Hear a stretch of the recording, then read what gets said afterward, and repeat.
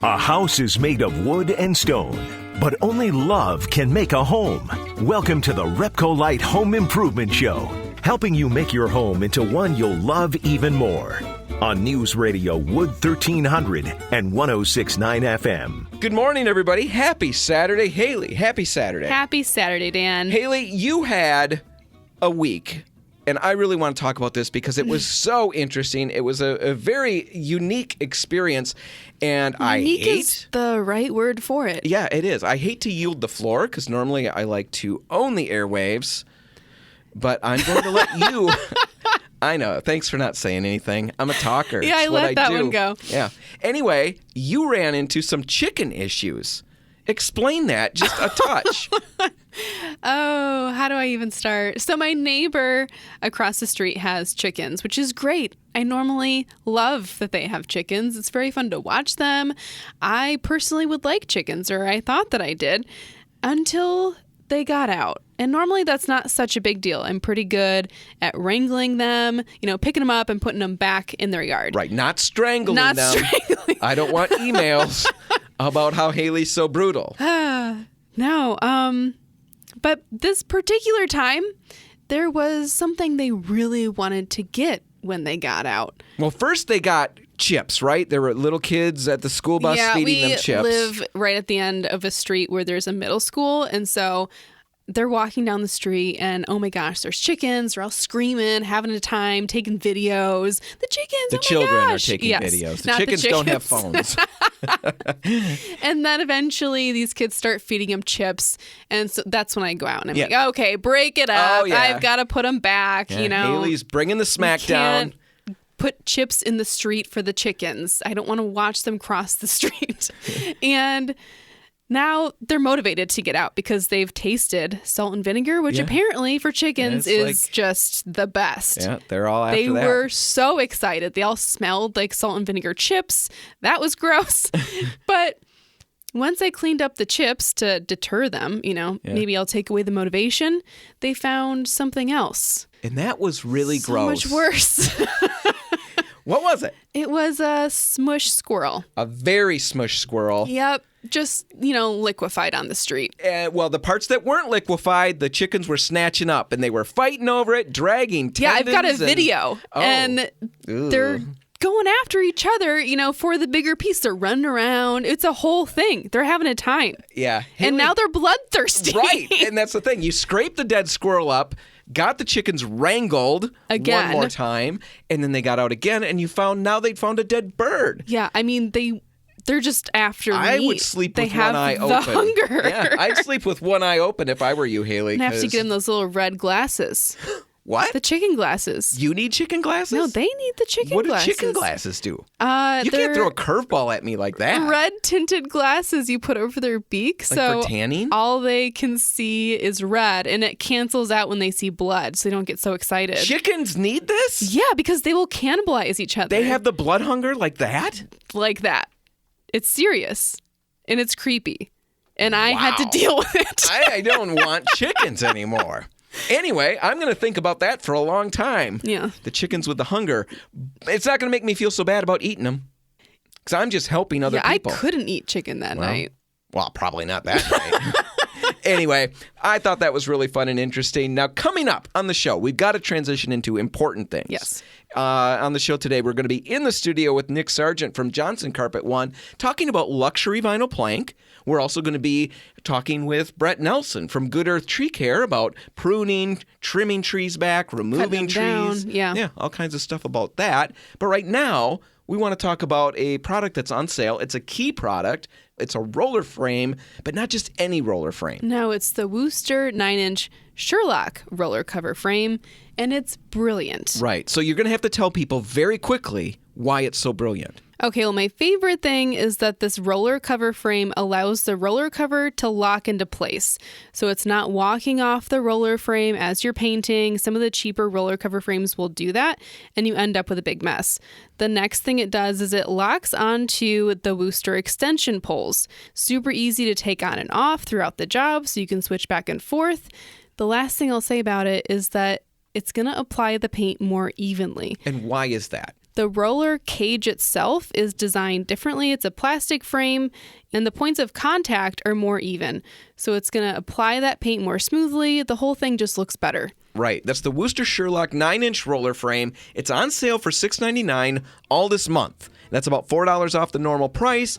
If you need a roller frame, check it out. Now, all right, we're going to take a break, and when we come back, we'll be in the studio with Brett Nelson from Good Earth Tree Care, talking about all things tree care related. Yeah, solving my problems. Exactly. That's just ahead. Stay tuned.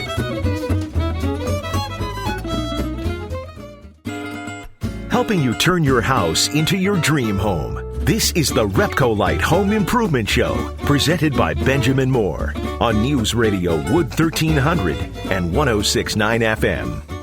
And we're back, and Hailey and I are in the studio with Brett Nelson from Good Earth Tree Care because Hailey's got a number of tree issues that she wants to solve. See, normally we solve Dan's problems on the show, but today...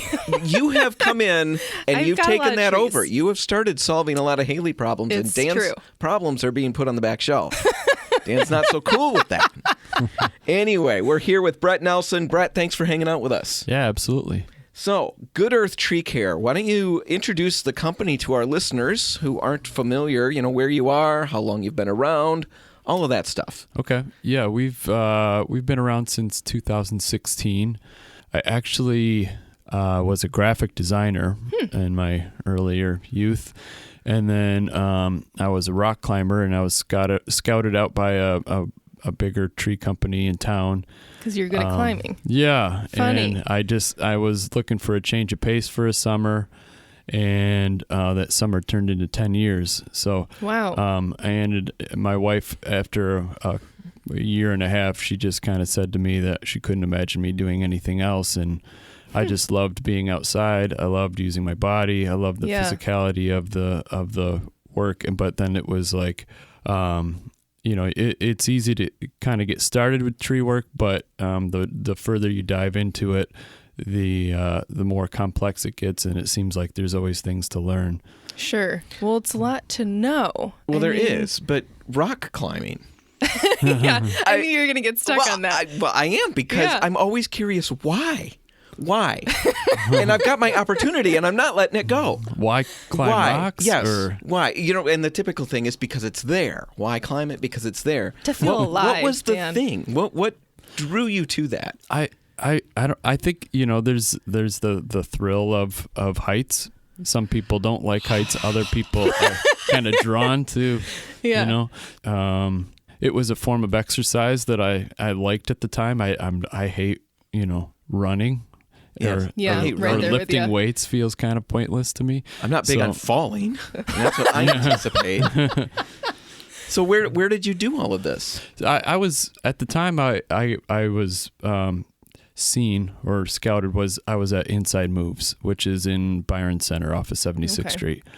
It's an indoor rock climbing gym. All right. Did you do outdoor stuff on actual Yeah, I've mountains and things? Yeah, I've climbed outside on real rocks. My goodness. My goodness. I think I could get into it. Oh man, I Yeah. know I can't. I can't even watch movies about it. Seriously? Oh, that makes Do you me get, so nervous. Sweaty palms watching it? Yes, the sweaty palms, the sweaty everything, Hailey. I have to sit on a sponge because I'm just a mess. Rock climbing. So you got scouted, and they said, "Hey, you should be doing this tree work." You got started, and you said, as you dig into it, there's so many things, And I guess what I want to get into now is just the work you do. Kind of cover some of the things that you'll help our listeners with when they've got issues. I mean, are you just taking trees down? Are you trimming? Where does it start and stop? Yes. So it really depends on what the objective is of the client, or what their needs are, what their property's like. Sure. Often it's a one-time visit, like if we're removing a hazardous tree. If they've got a tree that's defective, in the wrong spot, dead. Sure. These are trees that we generally remove. If a tree needs pruning, that's a service that we offer also. Most of our service is covered through pruning and removals. We also address plant health, Okay. and That that's seems like it goes hand in hand. It's a large conversation. Yeah. Well, I've got a bunch of oak trees. And I guess I'm curious, I was just in the hammock when we had that super nice day. And I was looking at all the branches and thinking, okay, how do I know which one's going to come down at me? Because there are some that look maybe unhealthy, like the bark is coming off a little bit. Mm-hmm. I'm curious, are there certain signs that you guys look for from the ground even that kind of help you assess, what's healthy, what's not? Having done this since 2006, we can recognize branches that are unhealthy, defective, or dead, even in the dormant season. Okay. There's a number of ways. One, like you said, bark missing. That's an obvious sign. Sometimes there's fruiting bodies on the branch, like fungus growing. Oh, okay, sure. Even I can see when buds are missing from the ends of the branch. Also, even in the wind, I can tell a live branch versus a dead branch. Dead branches are really rigid. So they kind of have like a shaky look to them in the wind, whereas like a live branch just kind of sways and bends and moves. And you can also kind of tell when a tree's on its way out. It's just got a look about it. And sometimes I don't see it even from the ground, and I get in the tree and I make some cuts and it smells funky. I can even smell like a tree that's starting to decline. Interesting. So like if I'm the climber and I'm pruning a tree during the dormant season, even if all those other signs are not there and I'm still unsure about a tree or a branch, you can take your pruning saw and kind of lightly scratch the surface of the branch, and you can see that thin cambium layer if it's green or if it's dead. Okay, so that all makes sense. I'm curious about the whole removal thing. What does that look like? Because I've got a tree. I feel bad. It's a nice tree. It's in good shape. It's in a terrible location. It's right next to the side of the house. It's a hickory, which is nice, but I've got all these nuts on it. It makes the yard miserable to be on at certain times of year. I just don't know what to do with it. But I'm afraid of all the equipment on my yard. How does this all work? What kind of stuff is required to take one of these big trees down? How much damage is there going to be? Predict the future for me, Brett. Yeah. Whenever you've got a situation like that, it's advisable to do your homework and find a reputable arborist to come out and analyze the situation. Sometimes there's ways of solving some of your issues without removing the tree, whether that means pruning or, I don't know. I would have to look at it. But sometimes a tree close to the house doesn't necessarily mean the demise of the tree. People often think that the tree is going to ruin their foundation, which sometimes it does. But Brett, I've never even thought about that. Really? I'm a worrier. Well, now I'm writing it down right now. My gosh. May destroy foundation of home. But I'm going to circle may. Yeah. Because you said that's not necessarily so. Not necessarily true. So tree roots often get blamed for ruining foundations. But if a tree root they're searching for moisture, right? They're searching for water and nutrients. If they hit a concrete wall, they're just going to turn the corner and go somewhere else. However, if there's a pre-existing crack in the foundation, and there's moisture in there, it's going to find its way in there and kind of be happy, and then grow thicker and thicker, and then it gets blamed for the crack. But right. So it's really like the chicken or the egg. I think the water has to come first, right? Yeah. That's a good way of putting it. Either way, I got to look into that. But if I get somebody... Well, this just got It's becoming crazy your bigger. problem, right? So now you're happy. You're going to have to just sit down and be quiet, Hailey, because I've got a bigger issue to solve than you're getting hit by branches falling while you're in your hammock. Well, it could hit the house stand. That's right, I guess. So if you come out, you can look at it and assess the situation. But let's say you get out there and say, you know what, the tree's got to come down. What does the equipment look like? What kind of damage happens to the yard? Mm-hmm.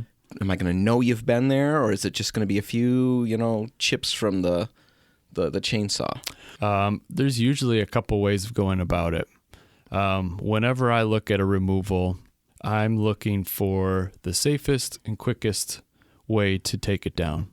Sometimes that means we bring a crane in and lift it from the street or the driveway or the yard. Sometimes that means we build a road of plywood on your yard and drive heavy equipment in and use a bucket truck to dismantle the tree. Okay. Sometimes there is no way to get equipment into the backyard, and we have to do it what we call manually. So that's kind of the way you traditionally would see older climbers on spikes and ropes, and we do all that. So you would ascend the tree using spikes. Is this your favorite way then? Yeah, it kind of is. Yeah. Yeah. It takes the most thought because you're actually using the existing tree to rig all the branches down. So you set a rigging point in the top of the tree, whether like a block or a pulley or something, and then you just using experience and some geometry. It's like a puzzle. Yeah, you kind of tie the limbs on and you just cut them off and lower them down to the ground, and it's a process. So sometimes we don't use any heavy machinery to remove a tree. Okay. It all kind of depends on the situation. Mm-hmm. So I'll get somebody out there. If you come out and look at it, you'll kind of walk me through exactly what you think it will require. I can get my questions answered then. But the goal always is the least amount of Damage. footprint. Yeah. Okay, yeah, we I like want it to look like we were never there. That's always the goal. Yeah, that's good. What about the stump? What happens to the stump? What do I do with it? Do I have to carve a bear out of it? I've seen people do that. An eagle, Maybe a mushroom. American flag, whatever you want. Do you guys grind that out? Do you blow it up? Yeah, we use a machine called a stump grinder, and it's basically aptly named. Yeah, it's a big machine. Well, I mean, it's not that big of a machine. It's a machine with a big wheel, and it's got kind of teeth on it, and you run it back and forth, and it grinds it about a foot below the grade of the yard. Well, I've heard that you also can mulch trees or branches that you take down and leave that behind to use in the yard as well. Is that true? Yep, we can leave you all the wood chips. That's we don't charge for that. Awesome. Or so the wood. Now, if you get anything removed, Dan, I want those chips. You want the chips? I made the connection. I think I get a fee. You get some of the chips. If they're I've got a hickory big chips, garden. they're going to be expensive, Haley. I don't know if you can afford hickory chips, right? Right. Good for smoking. It's a hardwood. Yeah. See. Okay. I mean, I ask this question all the time, and the people I ask this hate this question, so buckle up, Brett. It's just how it goes. How expensive does something like this run? Can you give us any kind of ballpark, or is it just you never know what it's going to be? It could be millions, or it could just be... I've never quoted a tree that's millions. See there, right off the bat, a couple people are breathing sighs of relief. Sometimes it's hundreds, sometimes it's thousands. Okay. It's really tough to say without looking at it. But most companies don't charge for estimates, so it doesn't hurt to call an arborist and come out and look at it. Sure. Like I said, I base everything on time and man hours, so it's like a educated guess on how many labor hours I think it would take. Perfect. Right. If our listeners want to get in touch with you, maybe get you out to the house, have you take a look at maybe a situation they've got going there, how's the best way for them to get in touch? You can find us at goodearthtreecare.com, or you can give us a call at 616-236-3246. Perfect. Brett Nelson from Good Earth Tree Care. Thanks for hanging out. Thank you. Appreciate it, guys. Now, all right, we've got to head into a news break, and when the weeping is over, we'll be back in the studio talking with Nick Sargent from Johnson Carpet One about luxury vinyl plank. That's all just ahead. Stick around.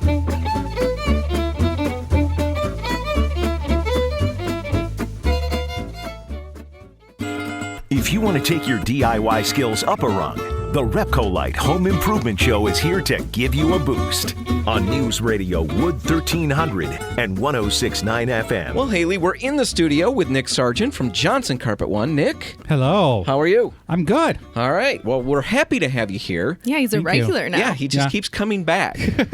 And that's good. That's good. It's fun, right? Yeah. Dan and Betsy. Great time. Yeah. Now it's Haley. Well, I know. Haley. I know. Yeah. You stopped my heart for a second. I thought, uh-oh. What's happening? Uh-oh. Your name's Haley, right? I am so bad with names. I think I would have been surprised to find I was wrong. I mean, the the un, there's everything similarities. is very similar, and it has been, a little confusing. But I've gotten it right all this time. Okay. Nick, you just messed it up, but you messed it up for fun. So that counts, and that's good. I like it.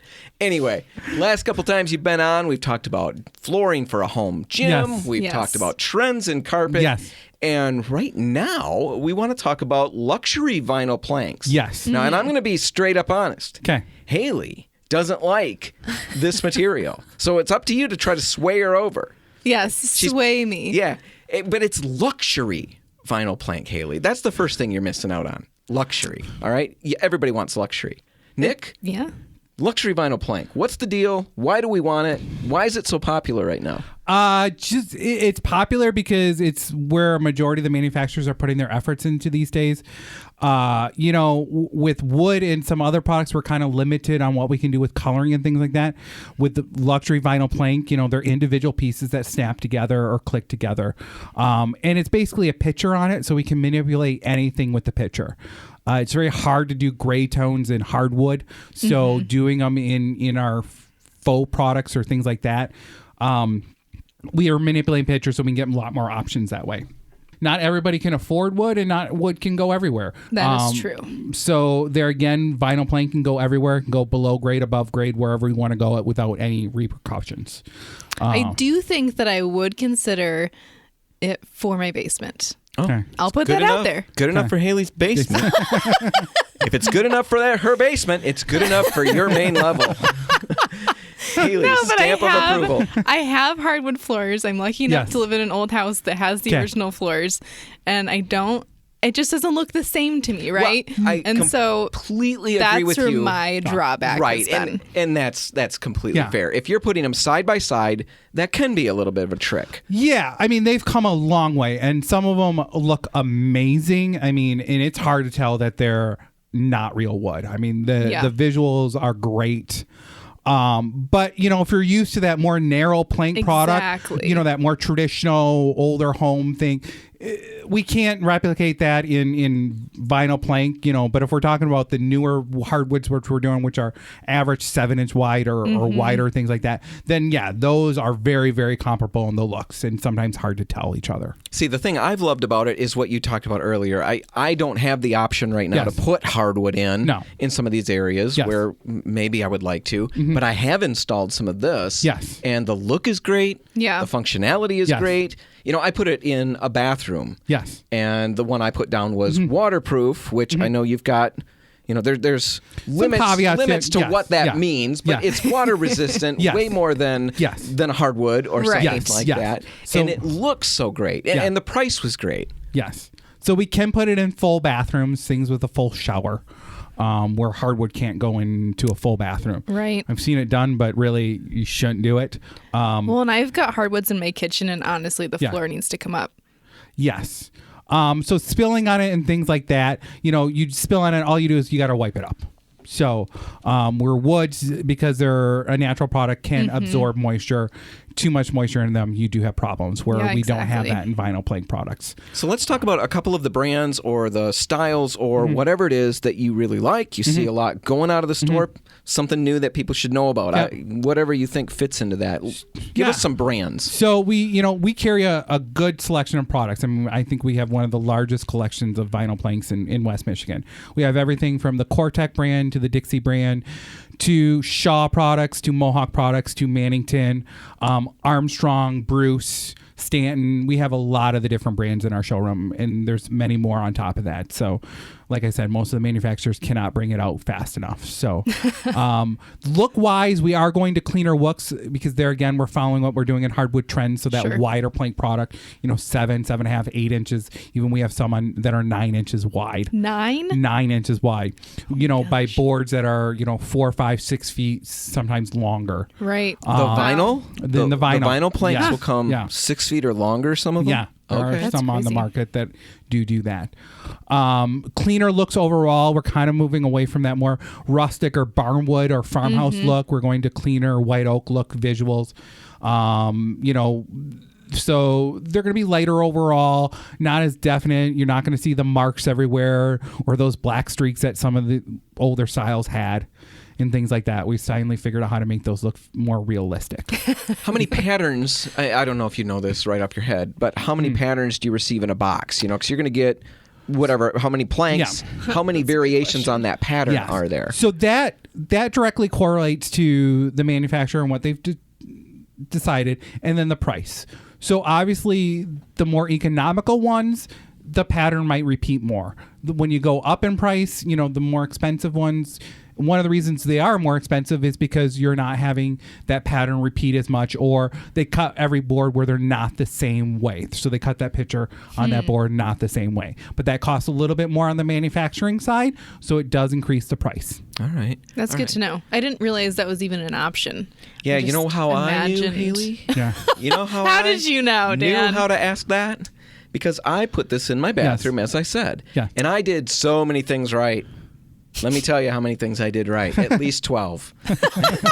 You know, there was one glaring thing I did wrong, and that was I didn't lay this pattern out and look at it from an aesthetic point of view. I was literally focused on practical making these planks fit together and cutting around everything. And when it's all said and done, I noticed I put 3 of the planks that are identical right next to each other, right in front of the tub.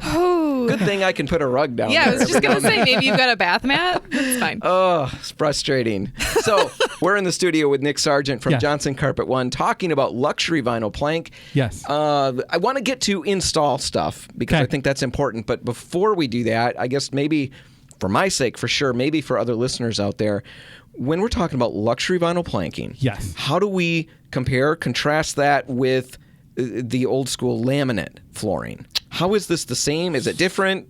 So some respects are the same, some respects are different. One, they're same because they install the same way. You're click together products. But vinyl is a synthetic material all the way through. There's usually a pitcher, wear layer pitcher, synthetic core of some vinyl composite, and then an attached backing on it. Laminate floors, they're more wood based. There you have wear layer pitcher, some wood based core of composite material. Some of them will have a backing on them, or we need a separate pad with those. All right. Are those still popular, or is that waning dramatically? It is waning a little bit just because more of the manufacturers are putting their effort into the vinyl planks and not into the laminates as much anymore. Laminates have a little bit more limitations of where we can do them and what we can do with them. More susceptible to water stuff. Yes. Yep. They're starting to fix all that or make them better so they can withstand more moisture than, say, ones in the past. But there again, you know, some of our vinyl plank products we can do in unheated spaces. You can do them in a cottage if you're shut down in the winter. You have a 3-season room. Some of them can go in some of those spaces where our laminate floors cannot. All right. One more quick question before we get to a quick look at the install thing. But how does it feel underfoot and sound? I would think, Hailey, that's an important part to you. Actually, wood floors have a certain feel. I mean, they're the real deal. And I know laminates, they're really well known for being clicky. Yes. Not quite like I'm clicky. I just have few friends. It's not clicky. It's not really a click. It's just me. But they had a sound and a feel. And I know vinyl is a little better. It is a little better. But essentially, it is a synthetic material on the floor. So it's never going to feel quite like wood. All right.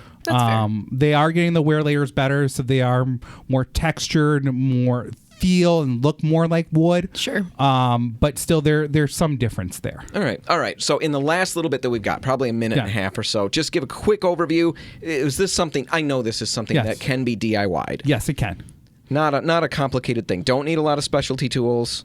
No, it's quite easy. All you need is a scorching blade and a tape measure and, you know, a couple other small things. Yeah. So pretty basic, can be installed ourselves. You guys can install them. If you do install them yourselves, I mean, there's a lot of tips and tricks. Yeah. But I'm going to recommend you lay it out a little bit and look at that pattern first. Yes. And you pull from multiple boxes at once. Oh. I had a small space. Yes. I didn't have as many boxes to pull from. Yeah. I'm going to blame that, not my ineptitude. It's not that.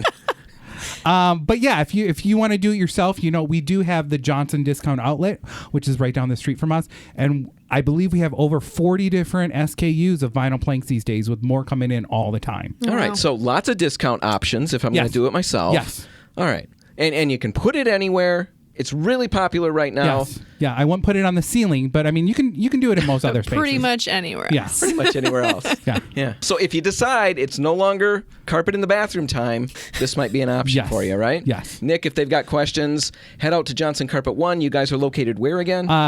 Downtown Granville, corner of Chicago Drive and Wilson. All right. You've got great hours. Check them out on the website. Yes. Nick Sargent from Johnson Carpet 1. Thanks for hanging out. Thank you. Now, all right, we're going to take a break, and when we come back, we're going to stay on the flooring topic and talk about hardwood floors and refinishing them. That's all just ahead. Stick around.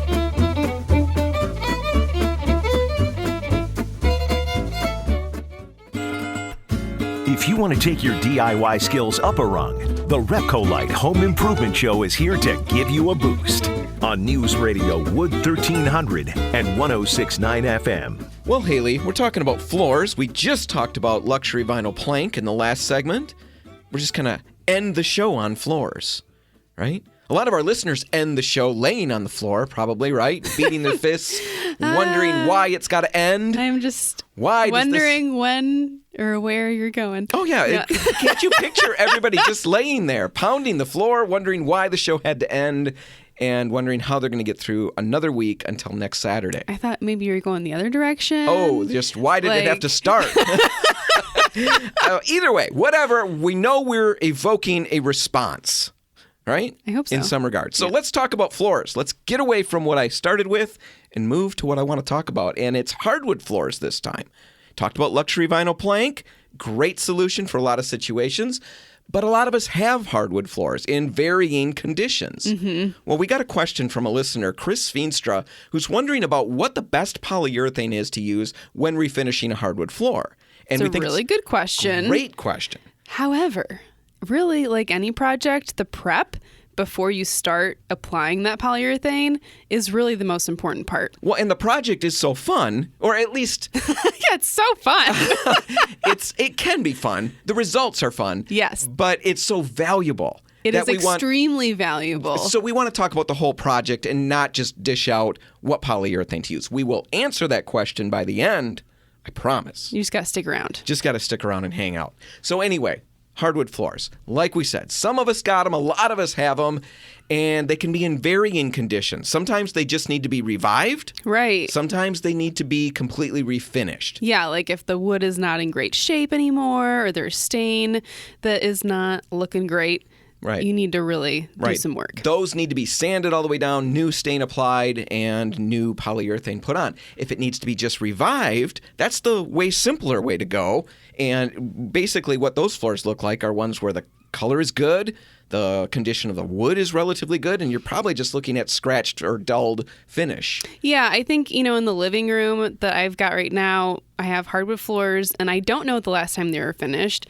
The surface is kind of dulled, and I feel like every time I clean, it's like I see what they could be, right? Okay, yeah. When it gets a little bit wet, it's like, oh, wow, there's some real character that comes out now, some real color that comes out. But yeah, then immediately you realize how dull they really are. So yours need to be revived in that room at Yes, least. in now, that you've got room. another room where they would have to be restored, right? Yeah, the bedroom on the main floor has carpet down, and if I pull that up a little bit, I can see, a dark stain that's on there. It's not in good shape. And at that point, I would have to take it all the way down to the wood again. All right, so let's talk about those two different things. Reviving, the easier of the two. And again, this is for floors that are in good shape and they really just need a new coat of polyurethane. If that's your situation, the steps are really pretty straightforward, and we'd recommend that you start by just cleaning the floor. Use a good degreaser like Spray 9 or Challenger, maybe a Scotch-Brite pad to scrub the floor, and then you want to make sure you rinse it with a rag and clean water. Just don't use a ton of water. You're not introducing a bunch into the space. Right. You're not going to be pouring buckets of water on the floor, or you're going to be moving swiftly to the refinishing stages, right? Yeah, that so sounds this fun. is just reviving. So, yeah, just a damp rag will be fine. Once you've got that all done and they've dried, you really just need to sample your top coat, what you plan to use as the top coat, and we're going to answer what that should be at the end. But you would want to probably go to a closet or a corner, somewhere out of the way, inconspicuous. Put a sample down, let it dry at least 24 hours, and then you do a tape test. Right. So you're going to put a piece of tape down on the floor, make sure it's really stuck on there, and then peel it up. If the top coat comes with the tape at all, that means that you need to readdress the situation. It Right. could be, something in that layer of top coat that was on there previously that's causing some kind of adhesion issue, but come out and see us because we'll want to walk you through that. Yeah, we got to figure out why it's not sticking. You need it to stick down. But if you pull the tape back and the new sample that you put down stays stuck, Good to everything go. looks great, you're good to go. At that point, then, you really just need to sand the floors. Ideally, we'd recommend a 220 grit sandpaper. And I've had success putting that on a drywall sander attachment.